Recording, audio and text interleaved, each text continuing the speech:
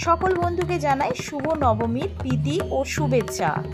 আজকে রেডি করে নিয়েছি খাসির মাংস। এটা কিন্তু একেবারে ইউনিক একটা রেসিপি, আর এটা কত সুন্দর সফট হয়েছে দেখুন বন্ধুরা, খেতেও কিন্তু অসাধারণ হয়েছে। বাড়িতে ট্রাই না করলে বুঝতেই পারবেন না খেতে এটা কত সুন্দর হয়েছে।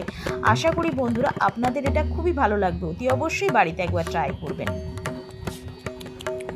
নমস্কার বন্ধুরা, টেস্টি অ্যান্ড ওয়ান বাইট চ্যানেলে আপনাদের স্বাগত। বন্ধুরা কেমন আছেন?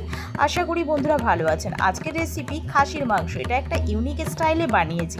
এর জন্য আমি খাসির মাংসকে একটা প্রেশার কুকারে দিয়ে 250 গ্রাম খাসির মাংসকে জল দিয়ে অল্প পরিমাণে লবণ দিয়ে এটাকে 6টা সিটি মেরে নিয়েছি। আর আলুগুলোকে ভেজে নিয়েছি, আর দুটো মিডিয়াম সাইজের পেঁয়াজকে বেরেস্তা করে নিয়েছি। কড়াইতে দিয়ে দিয়েছি প্রায় 3 চা চামচ মতো তেল, হাফ চা চামচ মতো গোটা জিরে, দুটো তেজপাতা আর অল্প পরিমাণে চিনি দিয়ে 1 চামচ মতো আদা বাটা, 1 চামচ মতো রসুন বাটা দিয়ে আর হাফ চামচ মতো হলুদ বাটা দিয়ে মশলাটাকে ভালো করে নাড়াচাড়া করে নিয়ে দিয়ে দিচ্ছি হাফ চামচ মতো জিরে গুঁড়ো, 1 চামচ ধনিয়া গুঁড়ো, হাফ চামচ মতো ঝাল লঙ্কার গুঁড়ো দিয়ে ভালো করে মশলাটাকে আমি জল দিয়ে দিয়ে কষিয়ে নিচ্ছি।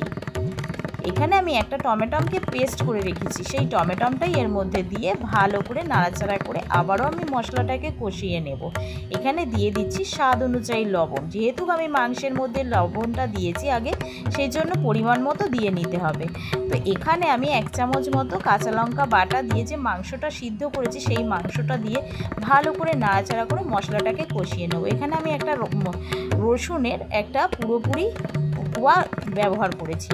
তো রসুনের এটাকে আমি দিয়েছি, খেতে কিন্তু এটা অসাধারণ লাগে। যে ভালো করে মশলাটাকে কষিয়ে নিয়ে মাংসের সাথে আলুগুলোকে দিয়ে আবারও আমি মশলাটাকে ভালো করে কষিয়ে নিচ্ছি। তো এখানে আমি খাসির মাংসের জলটা কিন্তু ফেলিনি, ওই জলটা দিয়েই মশলাটাকে আমি কষিয়ে এখানে আমি জলটা দিয়ে যেই ফুটতে শুরু করেছে দিয়ে দিলাম বেরেস্তাগুলোকে দিয়ে ভালো করে নাড়াচাড়া করে নিয়ে আমি ওটা ভালো করে ফুটে গেলে দিয়ে দেব হাফ চা চামচেরও কম গরম মশলা গুঁড়ো।